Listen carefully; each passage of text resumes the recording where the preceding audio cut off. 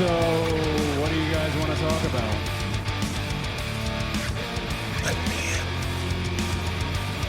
You can call this the New World Order of Wrestling, brother. Put out the caution tape. Put out the orange cones. Acknowledge me. Welcome to A Plus Wrestling here on KPHR Hamilton and on YouTube at Hutch Henry's. We're your hosts. I'm Boris Roberto Aguilar, and as always, I am joined by Hutch Henry's. Hutch, how goes it? Goes good. I don't even know. Pretty boring week in wrestling, eh? Right? Nothing's happened. I don't know what we're going to do for the next, 59 minutes or so. What are we going to talk about? No idea, man. It's been freaking like boring as fuck. Oops. There we go. Get one in the bag. There we go. Right? There we go. That's it. Yeah. Ruined it already. But no, it's been a hell of a week to say the least. Both WWE and AEW crowned new top champions. Both. Well, man, what are they going to be doing heading into the big summer blockbuster shows later in August? Oh, we're going to dissect all of that and so much more at here on A Plus Wrestling on KPHR Hamilton and YouTube.com at Hutch Henry's.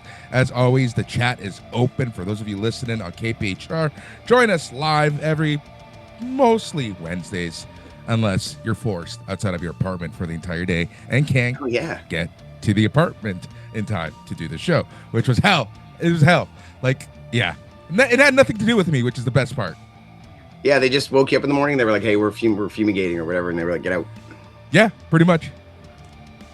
That sucks. I was all ready to go yesterday, man. I almost did it by myself, but today was a rough day for me. I'm a little zoned. Was it? We'll get her done. Yeah, I hear you. All right, where shall we start? Where do you want to start? Well, I mean, like, without a doubt, you know what? I actually had something funny that I was going to say yesterday. I remember being like, oh, like, everybody's going to expect you to talk about this, but I'd be like, this is the most exciting thing. But yeah, like, fun show, Maxine Dupree, The Vision. I mean, there's so much to talk about. Like, you don't really know what the hell is happening. But here, I'll get you a trivia question. Maybe, wait, who's in the chat? Is it Joe? Just Joe? It's just Joe? There's a couple other people just in the chat. I don't know, but we have a few people listening. All right, Thank well, you, as always. Sami Zayn. I almost made a short about this. I should probably make the short because it'll get some views. But Sami Zayn is not the first Canadian to hold the WWE Championship for 9 days. Oh, yeah? Exactly 9 days. Exactly 9 days. Mm-hmm. Exactly 9 days. Do you know which other Canadian held the WWE Championship for 9 days? I'm not sure. Not Chris Benoit, right? No, obviously this person would be a transitional style champion. So think about through the history of guys who just had it so they could get it from one guy to another. Oh, man. Not Brett. Well, you did say one of the right words there, man. He is the man, in fact. He is Stan the Man Stasiak. Really? Yes. Really? 9 days? Yeah, from Pedro to Bruno. 9 days as champion. The first Canadian. So Sammy's in good company and unfortunately is not the first. There you go. But, hey, you know what? If we're going to talk about 9 days, we might as well get right straight into the muck of it all. Because I don't have a problem with this. I mean, yeah, right? Sammy could have had a longer reign. They could have done more with him. And I want to say I'm not a Sami Zayn fan, but that's not really true. Like, he's okay. Like, he's a good worker. Like, if he worked for my company, I'd love him. If I was in the ring working with him, I'd love him. I'd be like, oh, Sammy's safe. Sammy's great. Sammy's got passion. Sammy can do whatever we put in front of him. He can handle it. But he's still like, he doesn't suit the part. Like, he's still like, he just looks, I don't know, man. And like all of like the way he talks sometimes, he's always like over the top. And I know that in his real life, he's probably like that too. But I don't know. I've never been a massive Sami Zayn fan. Even El Generico, who I loved. I used to always think like, yeah, he's like Excalibur. Have you ever seen like the early PWG Excalibur and El Generico stuff? Like, they were okay. They looked like teenagers who like watched a lot of tapes and were super nerdy. And they were like, let's try this stuff. And I don't know. I'm glad that Sammy got his moment in the sun. I don't think he'll ever get the title back. I'm okay with that. And people who think that CM Punk is being like a Hulk Hogan, like guys are putting out like WrestleMania 9 memes, like you couldn't be farther from the truth. Like here's my question to you, Hutch. So I'm okay with everything as well. And Joe's right. Sammy is better in the chase. We learned that a few years ago with the whole bloodline, the lead up to Montreal, the Elimination Chamber. If there was any time to give it to him, it was then. But obviously they had a plan, which leads me into my whole thing. I honestly do feel like this was the plan the entire time. Yeah, to a degree. I mean, they Punk did say the very last promo after WrestleMania was like, you never know when it's going to drop out of the sky. So, like, did they have this plan the whole time? It's hard to believe that they did because I don't think they had this plan. Yeah, I don't think this had this plan since that promo. But I think that as soon as they knew that Punk was going to come back in Chicago, that they were leading to a most likely Cody versus Punk SummerSlam match, I have a feeling that this was the plan. Looking at the calendar, like, oh, look, we're going to Saudi Arabia. We have this interesting, weird character with Sami Zayn. We got to get Gunther out of the title picture somehow. I just think that kind of everything fell into place properly. Yeah, I guess so. And like people are like, well, he was in Saudi. That's why they had to do it. You know, there was a time where maybe. Now they're going to Saudi like 2-3 times a year. It's not a big freaking deal, man. Like they were there in January. They were there just now. They're going to be there for Mania. Like this Night of Champions coming up still this year. Like they're like Saudi's like back of your hand, man. It's like might as well be in Chicago, right? Mm-hmm. But of course, you knew it was going to be CM Punk when the Chicago. It's kind of funny how everybody has to play dumb. The commentators and Sammy has to look shocked. They're in Chicago and they've been chanting for the man all night to the point where it's like, okay, fine. Like you guys are assuming it's CM Punk. Bro, if it was anybody but CM Punk, they would have burned the building to the bloody ground. What were they going to do? Who could they have possibly waltzed out? Randy Orton? That's exactly it, right? That's maybe. No, Randy Orton, I think, is the only person that Chicago crowd maybe wouldn't have rioted for. What if you got like the synthesized bagpipes? Oh, it's Drew McIntyre. I don't think people would care. I don't think people would care too much, right? Yeah, see, like there's a couple of guys out there that have like truly missed their window. Yes, Drew McIntyre's had a few title reigns recently, and he's great at I got showing his ass and oh, I just won it, but I lost it. Like, I think him winning the title and then mocking Punk and getting cashed in on him, Punk standing over him, laughing at him while he's got his arm brace on. I do kind of love that moment in time. But Drew McIntyre could have been, in my opinion, the Hulk Hogan for the last chunk of time. He was their Hulk Hogan. The dude's huge. The dude can talk. The dude is amazing in the ring. Like, he could have been your Obafemi, but they kind of big showed him. They kept put him in the ring and having him lose. This dude who's freaking huge and should be crushing guys and just losing to CM Punk. Like, I understand Punk's a great wrestler. Punk's a name, and in wrestling, you don't have to be huge or big to be a winner. But, that's how baby faces fight from underneath. But I don't know, man. They really, in my opinion, they majorly missed their window with Drew and they missed their window with Sammy. Yeah, exactly. That's exactly it. Yep. And when I say missed the window, yes, Drew got a title and Sammy got a title, but they didn't get a title when they were hot and when people would have lost. Like there was a period of time where Sammy would have won the title. Everybody would have lost their mind. T-shirts would have been going out the window. The next pay-per-view would have sold because people wanted to see Sammy.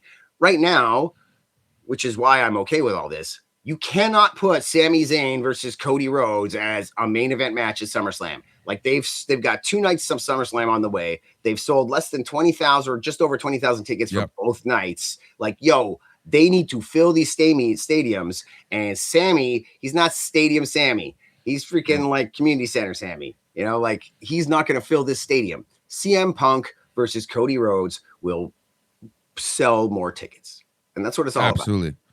And that's exactly it, right? That's the fortunate part for some and unfortunate part for others, right? Where there are certain people that literally do put asses in seats. And let's remind the audience, Hutch, that wrestling is a business after all. You're in this business to make money, not to appease people on the internet. Yeah, and there's 100 ways you can go with storylines. And some people will be like, oh, this was shit, this wasn't creative, this wasn't this and that. I mean, yeah, it kind of was. I mean, you might have thought to yourself, okay, we got to get to Cody and Punk. How are they going to do it? I guarantee you nobody was thinking this, or at least not before Night of Champions. Slowly, those who would think about it might put it together. Okay, they might do this, they might do that. But like I highly doubt that even at the beginning of Monday, when you're expecting Sami Zayn versus Cody Rhodes, nobody was expecting Punk to win there. I get most people might have thought that Cody was going to come out, beat Sami, Punk was going to show up, face off in the ring. Nobody was expecting this particular angle. We've gotten to the same spot a different way. And I don't see Punk as like a Hulk Hogan type. Like if I called you and was like, hey, Boris, man, I hear you've been knocked out of your house for the night. You're like, yeah, do you want to come here and hang out with me? And we'll do the thing. Like, you're not going to say no. Exactly. So like when they say, hey, Punk, you're coming back, and we're going to put the title on you.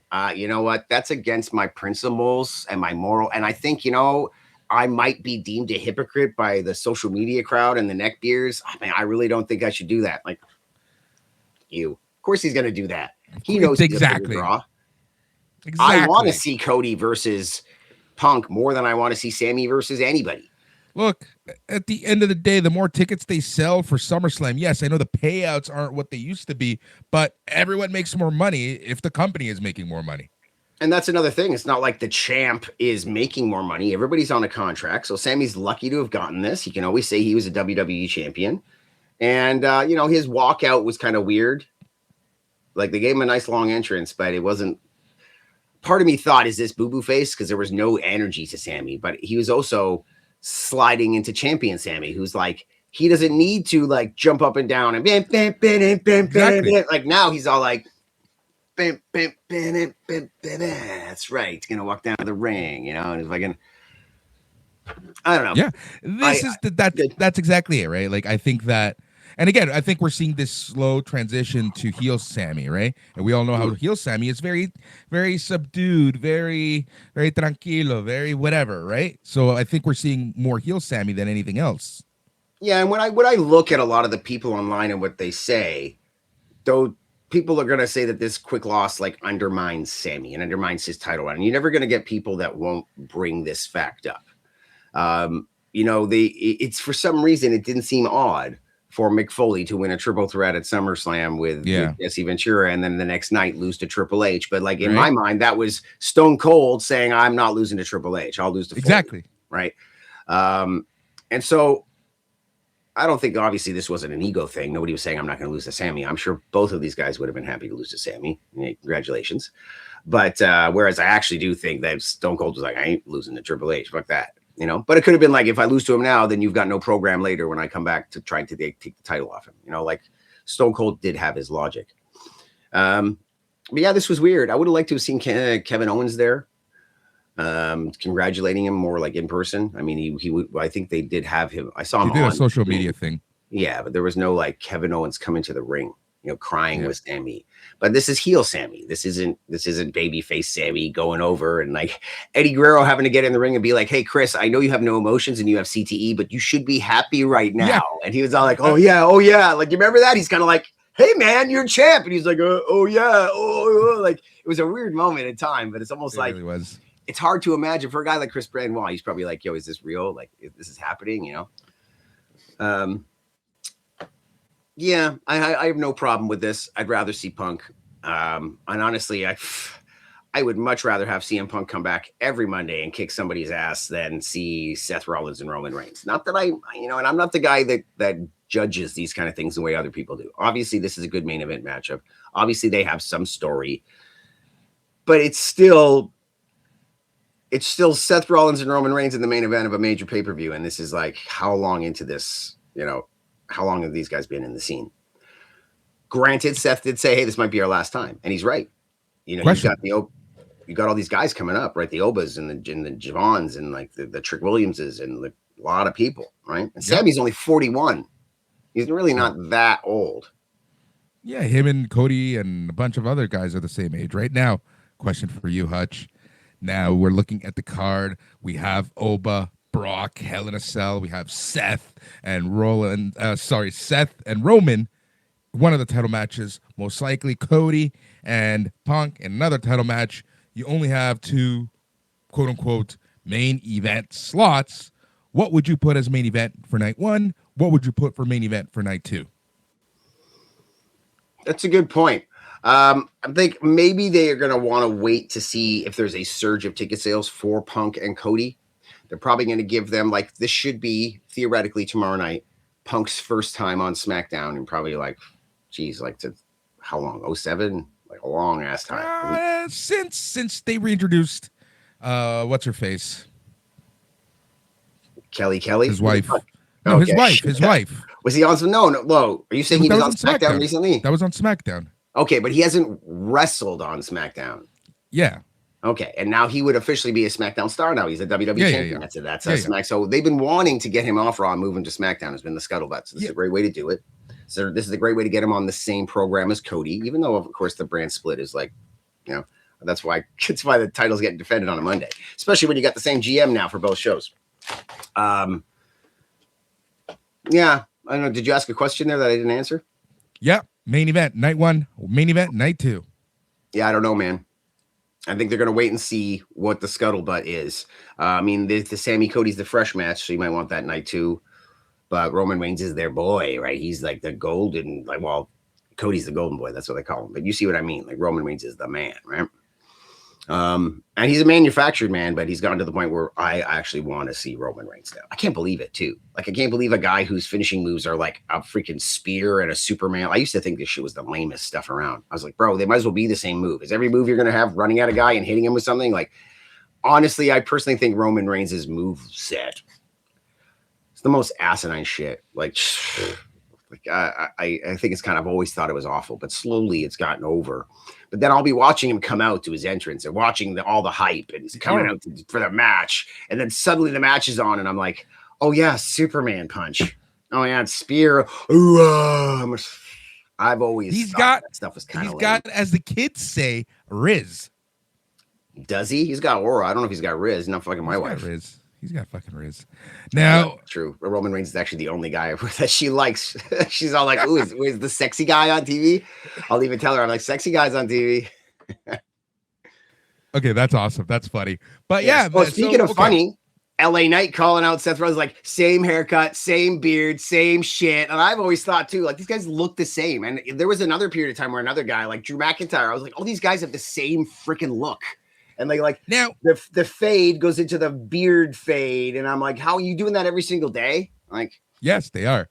Yeah, if you guys, I feel like if you have a beard or mustache design that you need to trim every single day, you're a fucking loser. Okay, I mean, I can't go weeks without, but like, I know what you mean. 4 days.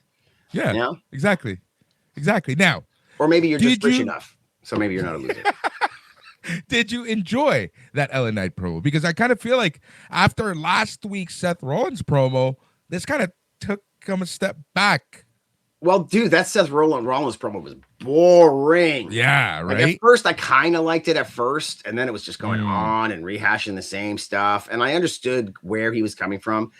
And I'm kind of half paying attention at the time. So it's not like I'm sitting here like, oh, God, where is this going to end? But it was just on. But yeah, dude, this is like LA Knight's music hits. Dude, that place blew. Chicago loves some LA Knight because LA Knight's on the same like vein as CM Punk. Like he's a lot more of a cartoon character than CM Punk is. He's a lot more of a game show host than CM Punk is. But he's along the same vein. Like he doesn't give a shit. And that was a great promo. And he almost flubbed a few things, but he was getting passionate. You know, you see the lines in his eyes, like the crow's feet, you know, like, yeah. And he said some great stuff in that promo. And even Seth being like, you done? Because it got to the point where he's like, peek. Okay, you done? You done? You thought my promo was boring? Yours was exciting, but you are still saying the same shit. You could have stopped like a good 40 seconds ago. Yeah. Now, where do they go with LA Knight from here? Nowhere. But dude, the guy got super kicked by Jimmy Uso. True. To end the segment. It's going nowhere. Okay, LA Knight and not going up to the main event scene. I'm not because I'm all like, screw that. I'd love to see him in the main event scene. He needs the company to legitimize him so that he can be legitimized. But I can almost understand it. Like if I'm Triple H, I'm like, yeah, this guy can work. He fucks up once in a while. Yeah, this guy's got great promos. He fucks up once in a while. Yeah, this guy, there's something about him that's not quite right. I think I might have said it like within the last year. Like he needs to ditch the glasses. Yep. He needs to ditch the vest, and he needs to come out and just be like just kick the shit out of people. Like he needs to not talk for a while. It's just like everybody's expecting him to talk. And instead it's like, bam, hit him with the mic, kick the crap out of him. You know, back in the day when Bully Ray came up with an idea of somebody needs to like injure his throat so he doesn't talk for like months and months. Yeah. And the first time that some guy's in the ring giving him stuff and he just goes like, yeah. And the whole crowd's going to like lose it, you know? Remember he needs something else. TNA, and I don't know, no one really watched it at this moment in time, but when Killer Cross was kind of like Eli Drake's muscle, and Eli Drake really wasn't talking much. Yeah, do you remember when Eli Drake was Drew McIntyre's muscle? Yeah. And then like this is the like Mahabali Shira period of time. You're like, hey, even though Mahabali Shira still shows up once in a while on TV at TNA. I was actually watching during that time the like Eric Young title run. Yeah. Like, I don't know why, but I was watching Eddie like, Edwards when he came back when Eddie Edwards won the GHC, right? Yeah, and you could tell that LA Knight kind of had something there, like Eli Drake, and I could tell that he's going to move into the main event spot. But that was a bad period of time for that company. Like he was Global Force champ, basically. He had the title that had like the little plate they put over the Global Force. You know, which led into Shoes of a Champion, which is the greatest thing ever. So it's all fine, that's NWA, but that led to the Eli Drake that gets drunk on camera. He doesn't care. He's like, yo, bro, I'm here working for NWA. Like I'm well beyond giving a shit. So Shoes of a Champion. You got it. You see this jacket? Shoes of a Champion. All right. So we talked about, I was about to call it Eli Drake, LA Knight, Sami Zayn, going back to Sami Zayn. What is the plan for Sami Zayn at SummerSlam? See, now here's a major thing. What is the plan for Sami Zayn? I mean, it could literally be that the guy has no match. Like, what are you doing with him? Okay, some people are saying it should be a triple threat. We've done that. Been there, done that. He just won. It makes sense on paper. Okay, so I recorded another show right after Raw, and that, like, at the top of my mind, that made the most sense. Now, sober second thoughts. They just ran a triple threat last month. You doing shows with someone else? You know I do. You doing a show after Raw? I had no freaking idea. You're doing a show after Raw with someone? It was like, yes. Not for A. I didn't know you. I didn't know you do another show. Yeah, no, I produce a show. I guess I should tune in. You're obviously not doing a good job advertising. I had no bloody clue. Yeah, because it's I produce it. I barely talk. Oh, whose show is it? I told you already. Jimmy Corderas and Donnie's. Oh yeah, I guess you did mention that, but I mean, I didn't realize you were doing it regularly. Yeah. Awesome. Yeah. Good for them. Good for you. Yeah. I guess that's why we don't do Mondays. Well, we never did Mondays. No, but we were deciding what day to do for a while, and Monday was never on the True enough. Yeah, I would have done it. This is like it's only a month in. It's good. I hope you're doing well with that. Yeah. I think CM Punk's going to do well here. The question is who's going to come out of SummerSlam? Does CM Punk lose to Cody? Do we want to see Cody as champ? Like, is this Cody needs a break from that title scene? I think you're really risking it with Cody and the fans at this point. Well, like, is he doing press for Street Fighter coming up? Same can be said for Roman, right? Like, are they both going to lose? Oh yeah, he's in the movie too, eh? Yeah. That's Blanca. That's weird. That's gonna be weird. No, no. He is. What's his name? Akuma. Oh yes, he is. He's Akuma. So wait, who's Blanca? Somebody's Blanca. That was like I forget. A famous person. Where I'm like, oh, that's weird. That's gonna be weird. I can't. Honda. That'll be fun to see. Freaking, oh my God, Goto doing Honda. Goto. Yeah, I feel a little subdued today, man. It's been a long week for me so far. The union called me out. And the heat. I've worked like a dog all week. Is killing me again. Yeah, I think a few guys were like, we're not going to work this week because of the heat, so they called Jay. So I went from one crew to another, and yeah, working real hard. I love it when you show up and within 10 minutes, within about a half hour, the boss starts to like tell you things directly, and I'm like, Oh, did take you long to realize everybody else is an idiot, eh? I'm like, so suddenly I have all this responsibility. I'm like getting Jay, get the guys to go do this. Jay, can you guys come here and get? Sure, I guess I'm the boss of this whole truck, even though I'm not getting paid to be a boss. This is when they call you back later. Is when you're like, so it's time to renegotiate. I've actually had that happen a few times. Really? Guys have been like, we need you on the show, and I show up like first day, and like boss A and boss B are both busy. And I'm like, so I'm standing around for a bit, and then I'm like, screw this, I got to do my job. So I just start doing the first day. I start doing what I think needs to be done. Hey, come here. Hey, so you're Jay. Hey, nice to meet you. Are you always like this? Like, I didn't even say hi. You just got straight to where. I'm like, well, what am I going to do? Stand around waiting for you guys to give me eye contact? Like, obviously you're busy. You're talking to some producer. I'm like, there's freaking Arnold Schwarzenegger's freaking bus over there. I figure you guys are busy here on FUBAR, so I'm going to go do my job. So, hey, we really like you. So I work all week. At the end of the week, they're like, yeah, so let's talk pay. Well, I've already worked a week. So that's when I freaking nail them to the wall. The only time in my life where I told them what I wanted, and they were like, well, we can't do that. And I was like, okay, well, let me know. And I like walked out basically like, all right, well, then find someone else next week, but let me know. And like at the end of that Friday, they were like, we're going to give you what you want. And in the back of my head, I was like, fucking wait. Like, yeah, of course you are. Yeah. And I was like, so you didn't pull a Sheamus.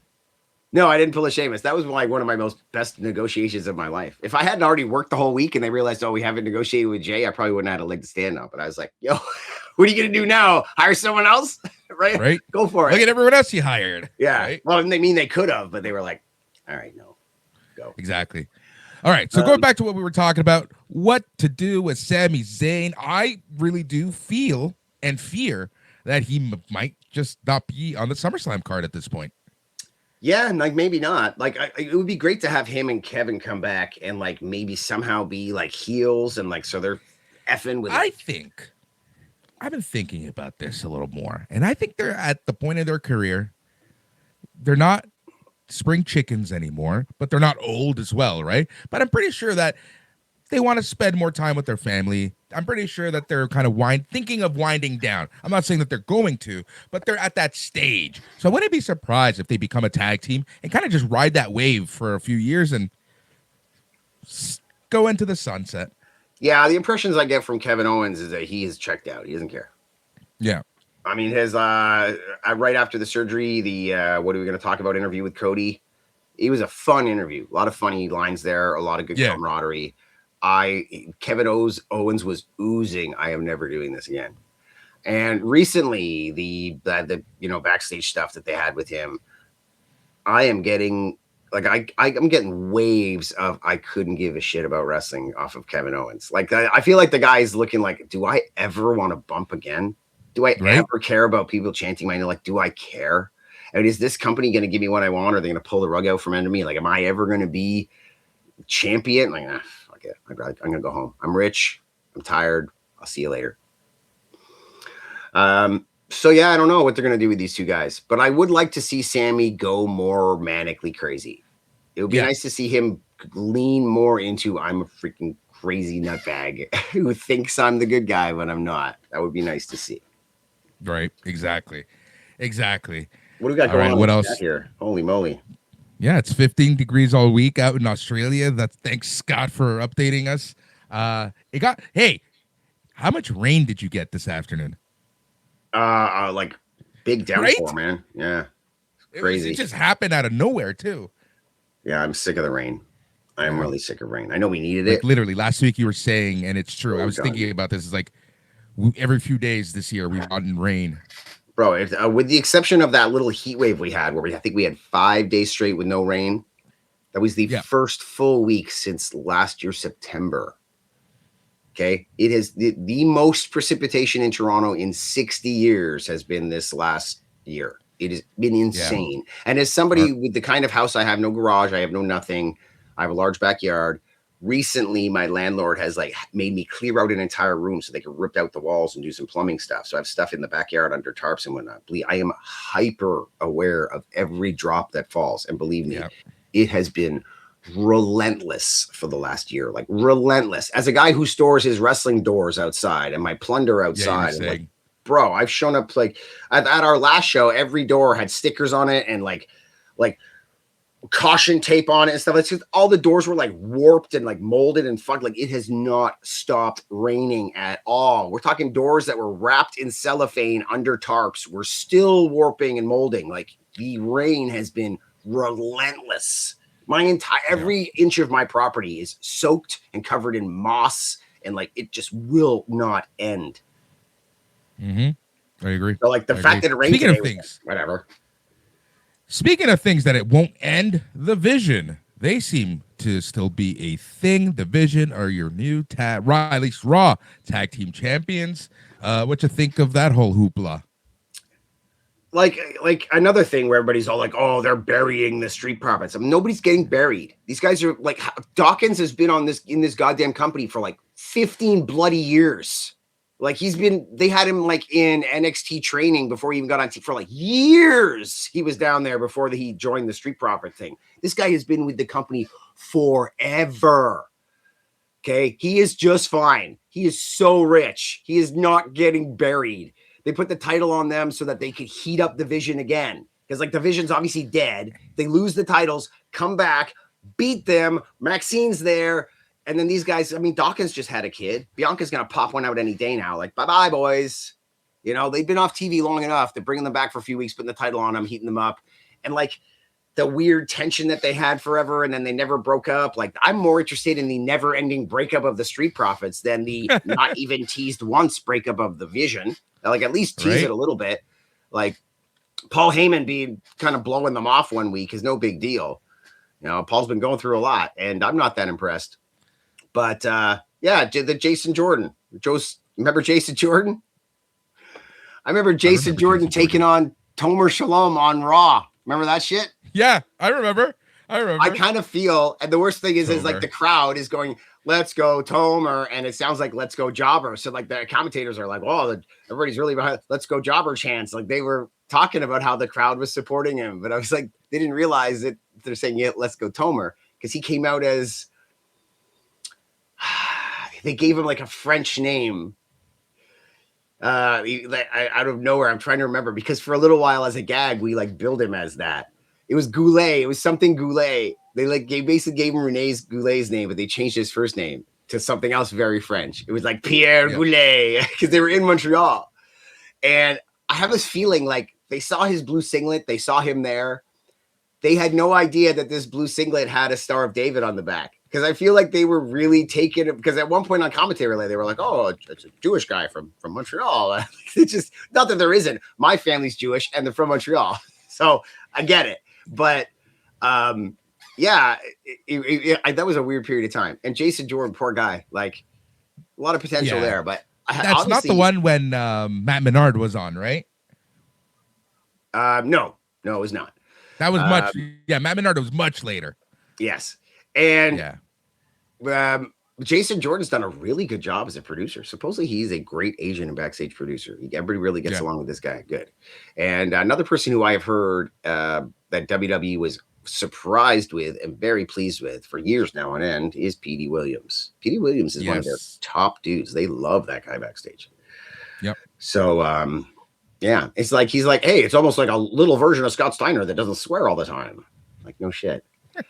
That's a bad joke. Yeah, they love him. But wait, there was something I was gonna touch on there. Oh yeah, like the Vision. So the same thing with Sammy, and the same thing with other guys. They missed their window with Braun Breaker. Now, some people say they should have put the title on him back, in the Seth days after he speared Seth, and maybe should have beat Punk. Like they should have strapped him up then. Because him walking that the week after he speared Seth came with the title to Raw, and like Pierce was like, give me that belt, boy. Give me that belt, boy. Dude, he felt volatile. Like you thought he was going to spear freaking Pierce and tell him to screw himself. And he looked good with that belt. Those days are long gone. And they weren't long. Those days were not long enough ago for how long gone they are. You know what I mean?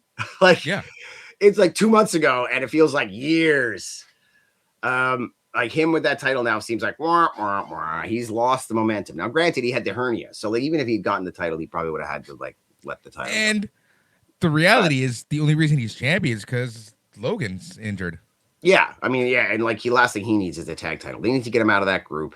I don't mind the group. I think like watch it be like a Judgment Day. We're going to keep talking about the breakup of the Vision, and they're going to be around for freaking years. And it's another thing, just like Judgment Day started with Edge and he was gone. The Vision is like the visionaries of Seth Rollins, the visionary. They don't call him that anymore. He's not the visionary anymore because he can't be. Yeah, He's not even in this group. But the same thing that happened there has happened with Sammy. Like, he's gotten his belt, but it was past the point that it was hot. I'm trying to think of the AEW time when they put the belt on the Acclaimed. And even though it was great, they should have put the belt on them the pay-per-view before. And I feel like Tony Khan is the kind of guy who will see the writing on the wall and make those kind of calls. Triple H is a slow burn guy. He doesn't, just like, he's not quite as bad as Vince, where Vince is like, no, we're going to squash Rusev Day. We're going to squash everything that's not in our plan. But I don't think Triple H likes to move fast. He might let the crowd, he might go with what the crowd wants, but he's not like a trigger pull kind of guy. And like, in my opinion, you missed your window on both Jacob Fatu and Braun Breaker. And like right now we're talking about how Seth Rollins and Roman Reigns are in the main event of SummerSlam and it's kind of old, blah, blah, blah. Bro, you could right now be talking about former world champ Jacob Fatu or former world champ. I think Jacob should have probably beat him. I mean, yes, you want to have the belt on Roman. There's a reason that you have this Roman run happening. But bro, imagine Jacob had beaten him, took over the bloodline. I'm in charge now. Jimmy, hey, Jay, listen up. Acknowledge me. And like, okay, I acknowledge you. Imagine just 2 months of like power hungry, mad Jacob Fatu with the bloodline kowtowing to him. And then Roman comes back and like kicks his ass, and Roman gets a little bit of a baby face reaction. And now Seth Rollins is coming out saying like, hey, you, like, they could have gone much different direction. And now Jacob's dead. Now he's out there freaking body checking LA Knight and saving Jimmy Uso. Is like, he's just a member of the bloodline now. Yes, sir. No, sir. 3 bags full sir, Mr. Roman Reigns. I'm going to roll Roman Reigns straight down the lane to nowhere land, you know? Right. That's the issue sometimes, right? But even AEW kind of missed their mark at times with Outrunners. There's like, we've brought up some examples, but the Jacob Fatu thing pisses me off because like it was right there, and it could have taken this whole bloodline thing in a completely new direction. And and Jacob Fatu is an extremely good worker, and I don't just mean like he puts on good matches. No, he's like by far the best wrestler of the bunch. Bro, that guy is extremely safe. He is. Those moonsaults do not touch his opponents. Jacob Fatu is the kind of guy who, you know, when AJ Styles like saved freaking James Ellsworth's life. Yeah, like James Ellsworth was tucking his chin on a Styles clash, and AJ like changed his angle and put his leg out so that his head didn't hit the ground. Jacob Fatu is the kind of guy who mid-move can see his opponents in the wrong position and switch, and will take the hit himself to save his opponent. He is a very good worker, and he is not young. He's like, I don't know where he's at, but he's like 38, 39, 40. Like, he is not a spring chicken. They should be strapping this guy up, even if it's just for a single run. You know, like, I don't know. And the same thing with Braun Breaker. Braun Breaker used to be like intimidating. I understand he's a Steiner. And so he's probably going to he's going to fuck it up because he's a Steiner. I don't think we've seen anywhere near the amount of like screwing things up that Braun Breaker is going to bring to us in the future. He's capable of a lot of screw up. Yes, he is a Steiner. So he's going to screw up. I'm sorry. You can already kind of see it a little bit.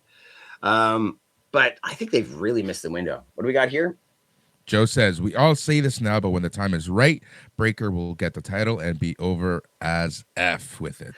You know, and then there's that mentality too, where guys are in the back. They're like, hey, we still have a Roman and a Seth that it can still work and can still draw. He's not like, Obafemi's going to be there. Obafemi's going to be here for the next 15, 20 years. Okay. If we strap them all up now, we're back in our Randy Orton and John Cena period where 10 years from now, they're going to be 18-time champions. Like, we don't need this. Okay. Slow burn it. Let these guys have their time in the sun those last few years, and then Oba's going to get his belt, and Jacob's going to get. They're all going to get their belts, man. Right, but at the same time, what I don't want to see is we keep going through this round and over again, and then these guys are never going to make it to the next level. Like, that's what I'm worried about. I don't want them to New Japan this. Yeah, like I think you're looking at that with a Javon Evans. I think Javon Evans is the kind of guy who's going to be mid-card for life. Kofi Kingston, who might get out one day. But then you've got Obafemi, who's going to be champ. for a long time.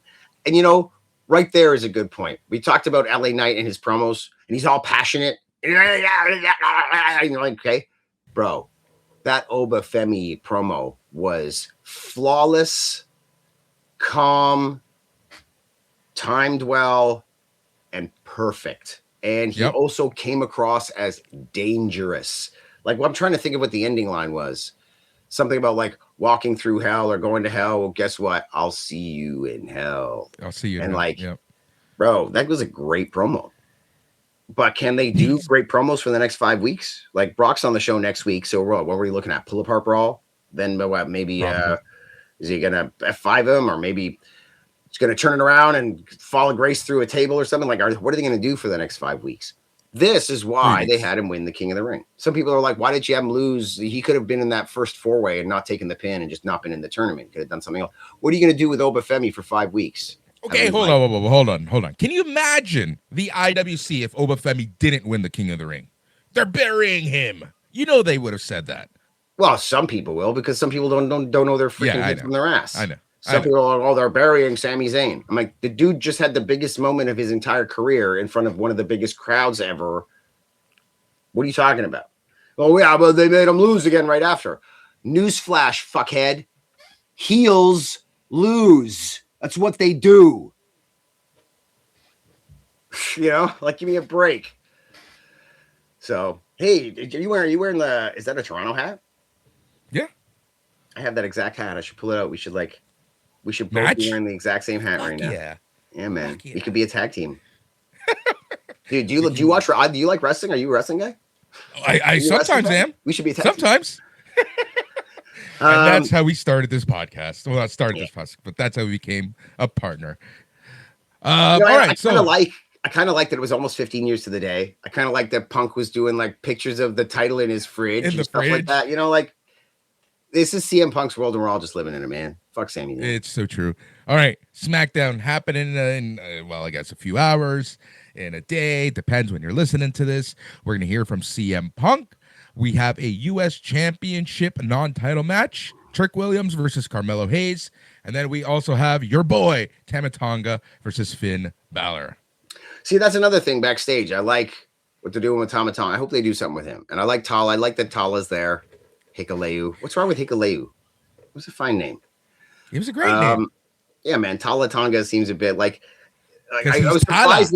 I was surprised. Yes, he's Tala. We all know why they did it. I was surprised that they went with the Tonga thing.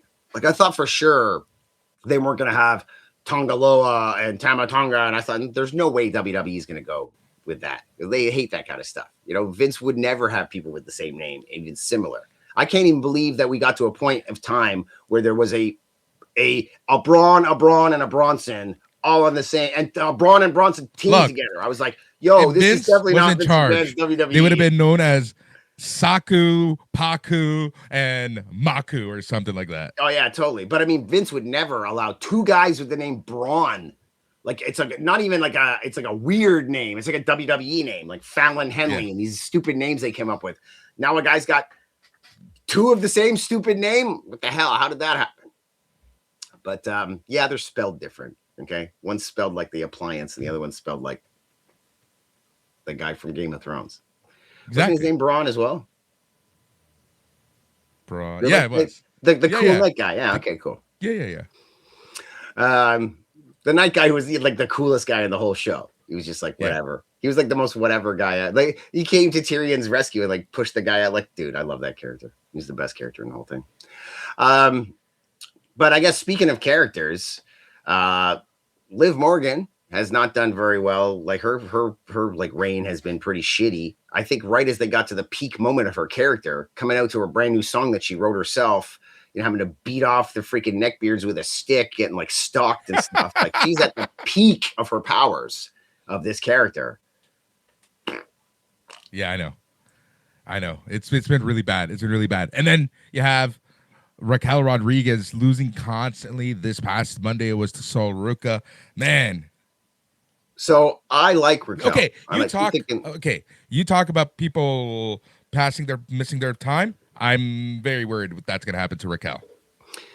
Yeah, the only problem I have with this is that I want her to win. I like her. She's growing on me more and more to the point that I'm like, yo, I want to see Raquel like kick it. I want her to be Big Daddy. She's trying to be Kevin Nash, right? He said be big, and she took on the name of Big Mama Cool or whatever.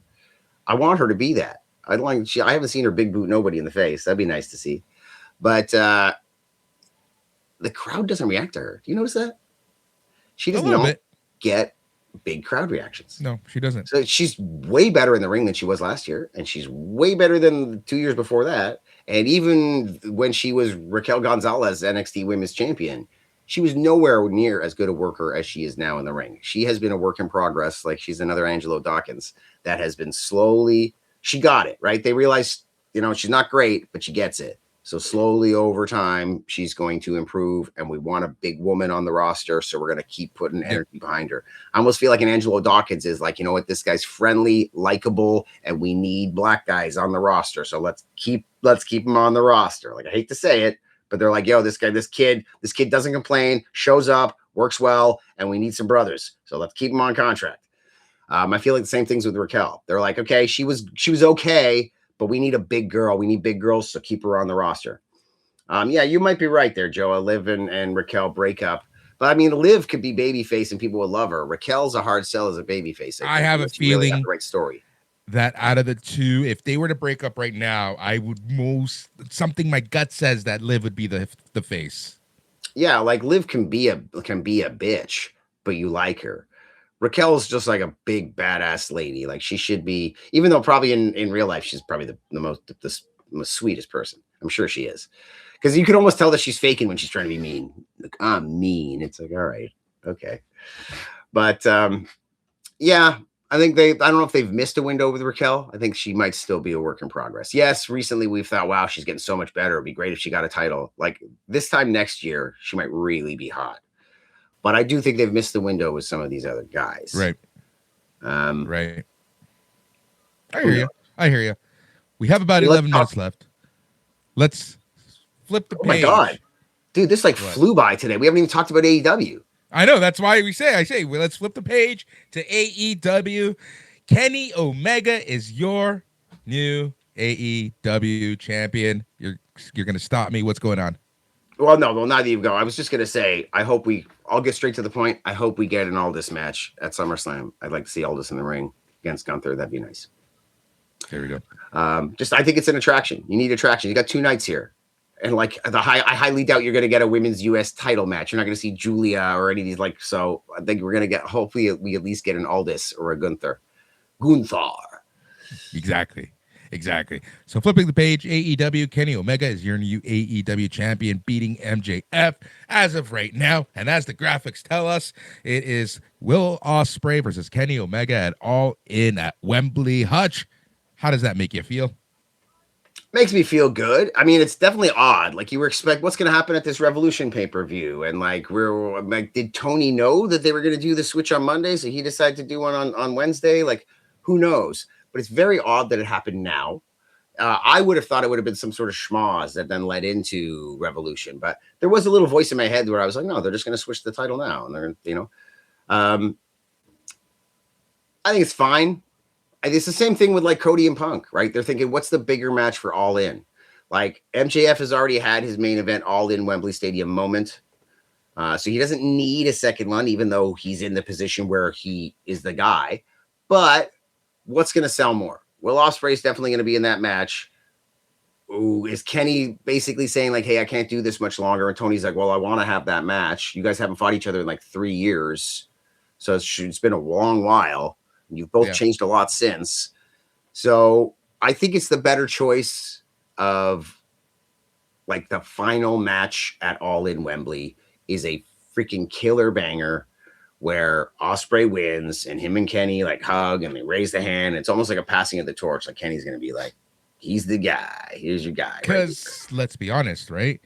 We don't know how much more time Kenny has. That stomach is, who knows how it is, right? Obviously it's good enough. Obviously he can deliver, but who knows what he thinks, right? Who knows mentally how he feels. Diverticulitis is a money thing. Friggin' Joe is in the chats here. If I recall, I think Joe's dealing with Diver or recently did. there's many subtle levels to it.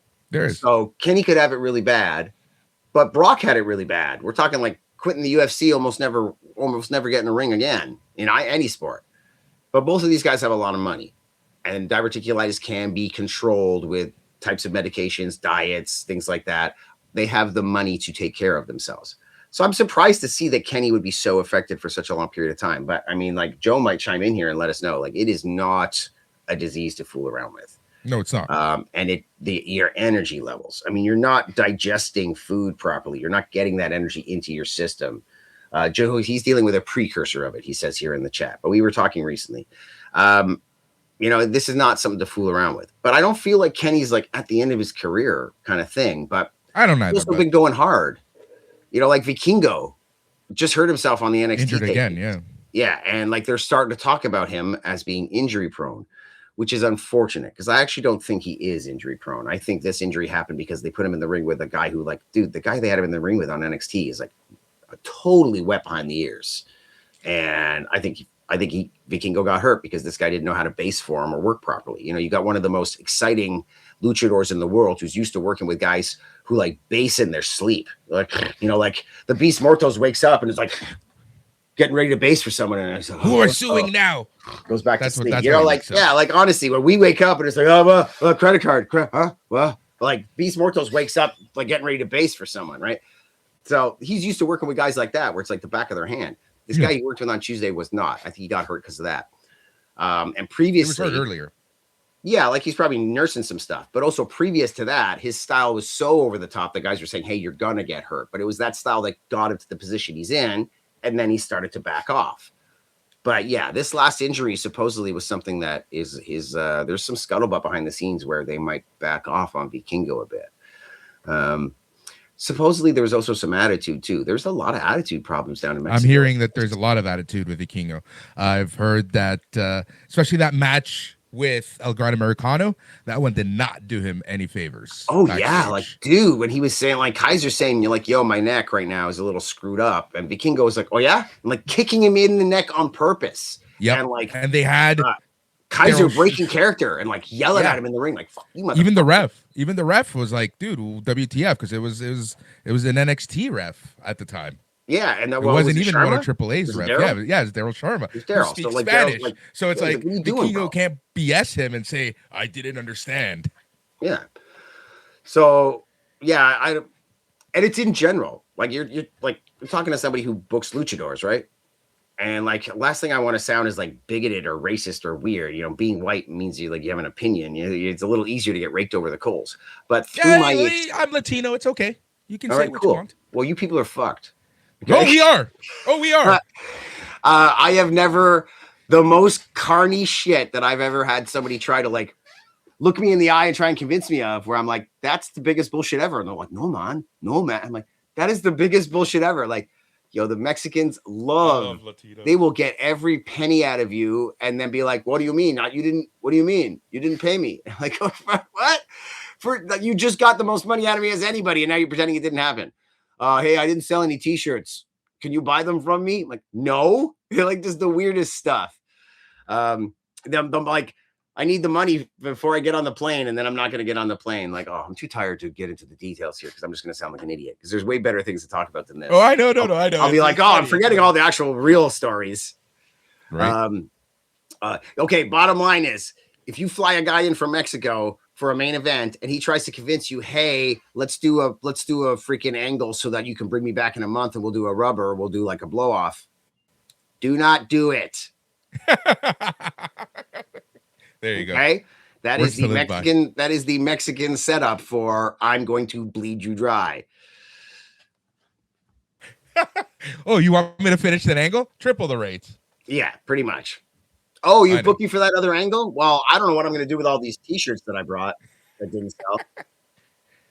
I love it. So now, AEW, granted, me and my boy, my boy is very savvy. So me and my boy have not fallen for a lot of this stuff, but we've like had it like, hey, this, am I crazy or is he trying to do this? Yes. All right. You know what? To be honest, goodbye.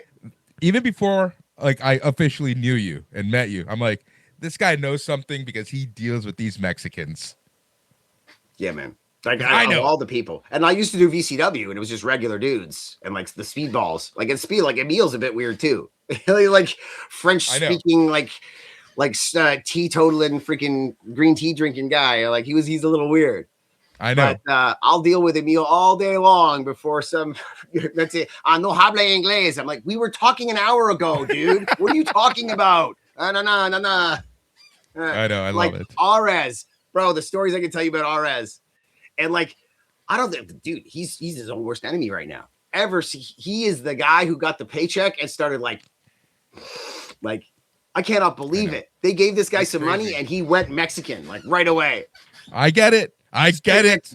I know. I get it. It's funny. It's crazy. And I'm like, bro, you have so much opportunity, like right in front of you. They're not even making you work. They're like paying you to not work. Are you sure you want to? Like the reputation he is getting since he got into AEW, every indie show he does, there's like a problem.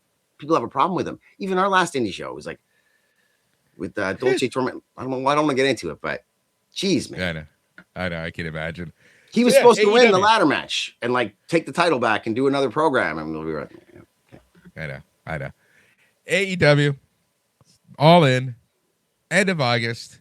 Kenny Omega versus Will Ospreay. What do you do with MJF?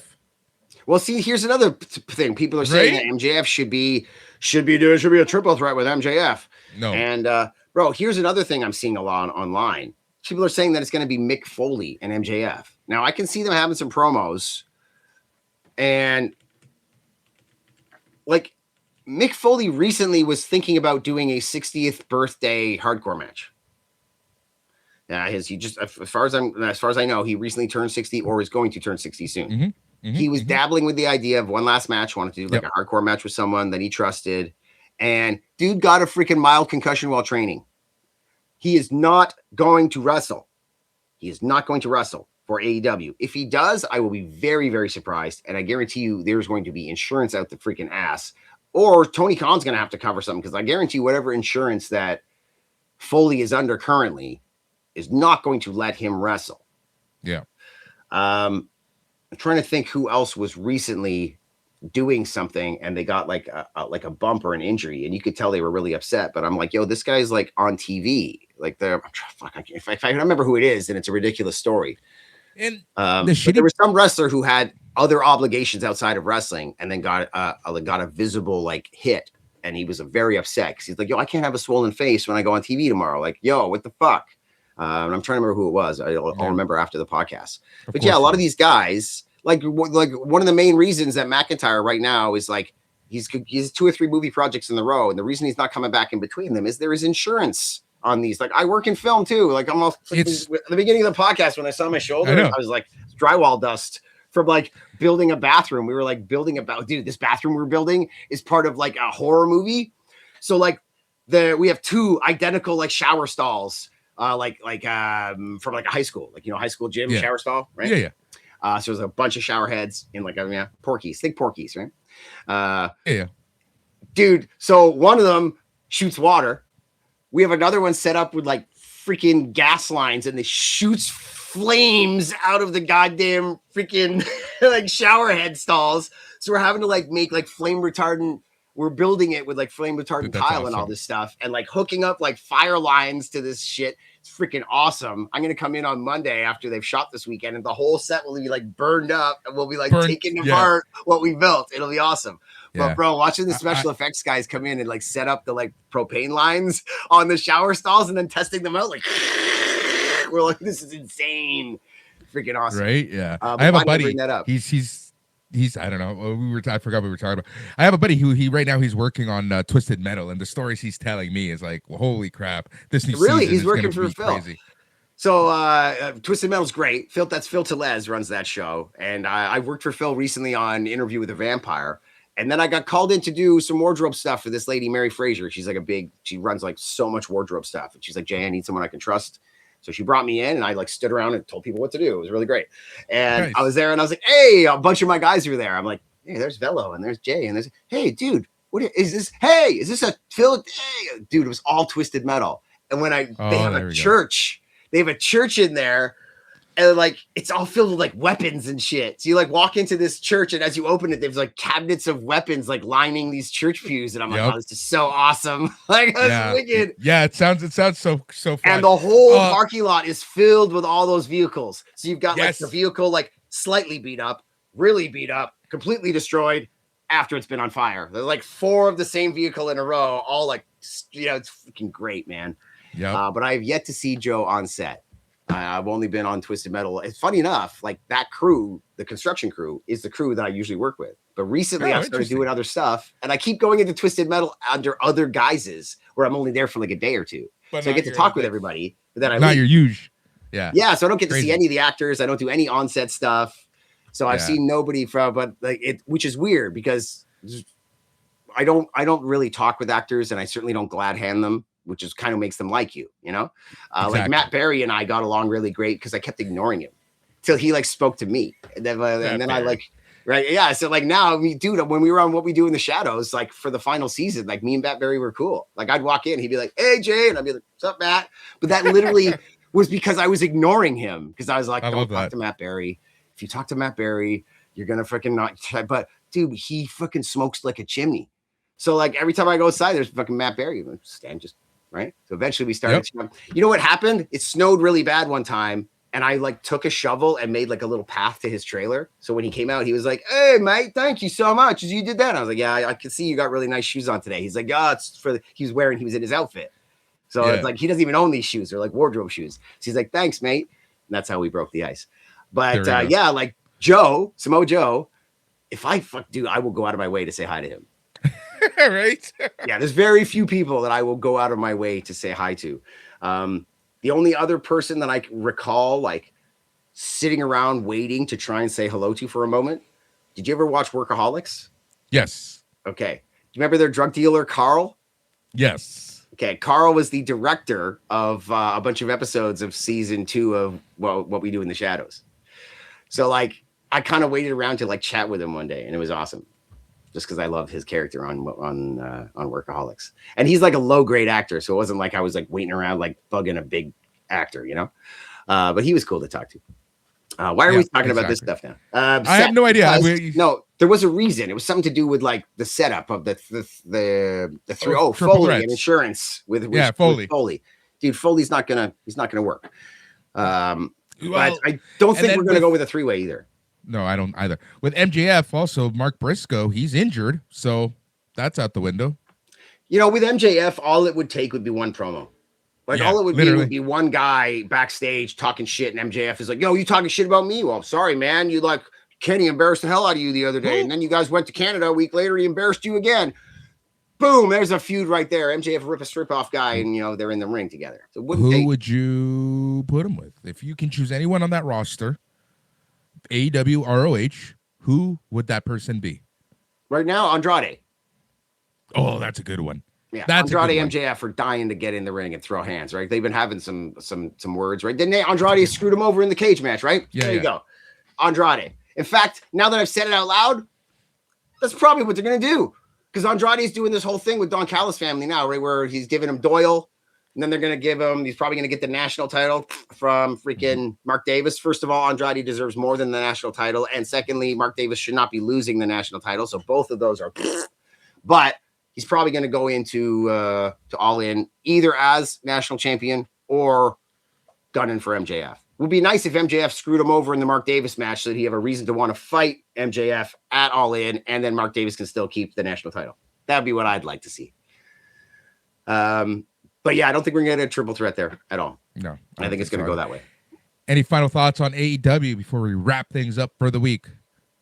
You know what? I thought it was weird that they gave Fletcher the international title. Not that he doesn't deserve it, and not that he's not going to be a great dude. He's such a good worker.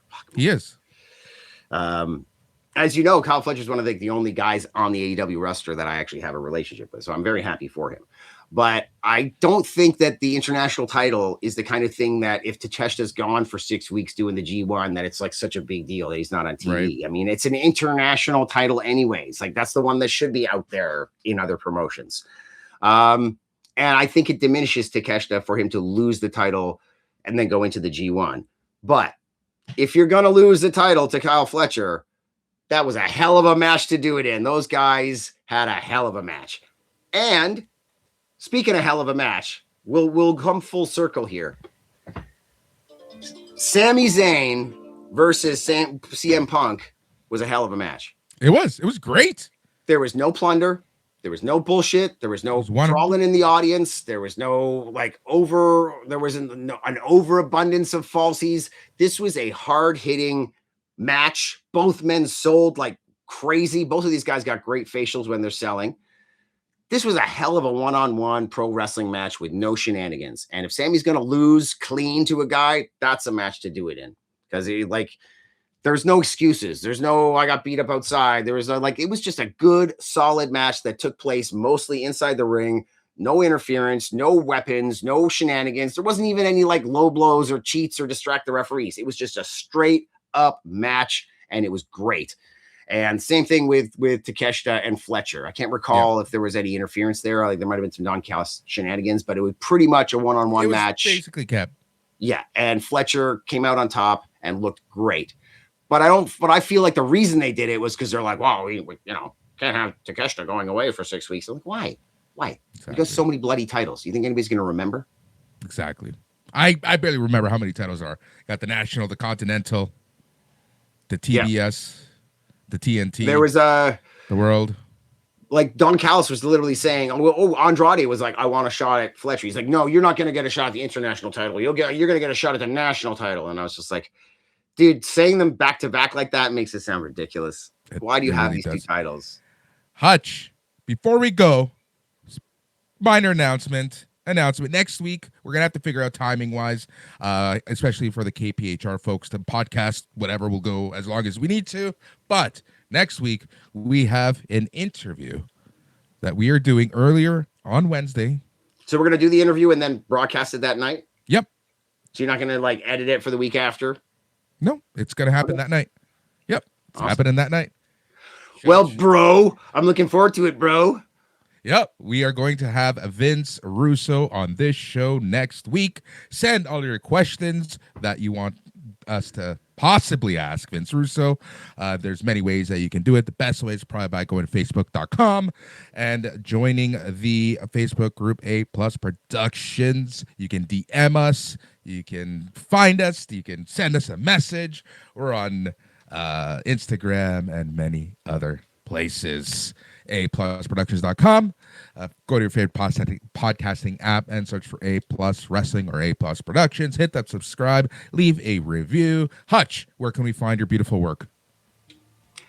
At Hutch Henry's, at The Man Lucha. Got a bunch of videos coming. If I hadn't got called into work this week, I had the talking head part of 4 videos done, and I was going to spend the week editing them all, and then I got called into that shit. But surprise, surprise, they came up to me today and they were like, hey, dude, we got this thing going on. You can have tomorrow off if you want. Come in Monday. So I was like, hey, I'm going to spend all day tomorrow editing. So make sure this weekend you check out at Hutch Henry's on YouTube because there's probably going to be some stuff there.